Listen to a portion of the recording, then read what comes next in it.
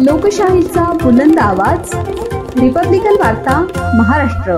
लोकशाहीचा खरा अर्थ विद्यार्थ्यांपर्यंत पोहोचवण्यासाठी नूतन मराठा विद्यालय व कनिष्ठ महाविद्यालय छडवेल कोडे येथे आगळावेगळा उपक्रम राबवण्यात आला। विद्यार्थ्यांना प्रत्यक्ष मतदानाचा अनुभव यावा यासाठी ईव्हीएम ॲपचा वापर करून निवडणूक प्रक्रिया साकारण्यात आली।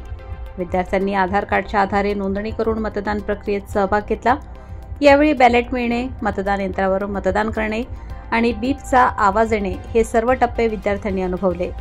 बीपचा आवाज ऐकताच विद्यार्थ्यांमध्ये उत्सुकता आणि लोकशाहीविषयी जागरूकता निर्माण झाली। या अनोख्या शैक्षणिक उपक्रमाचे नेतृत्व प्राध्यापक महेश कुमार सावंत, निवडणूक केंद्राध्यक्ष यांनी केले। त्यांना रवींद्र सूर्यवंशी, जीएम बागुल, राकेश खैरनार आणि निर्णय अधिकारी रघुनाथ चिनागरे, सहाय्यक अधिकारी सिद्धार्थ मोहिते यांची साथ लाभली। शपथविधी कार्यक्रमाची रचना देखील राजभवनातील पद्धतीप्रमाणे करण्यात आली होती।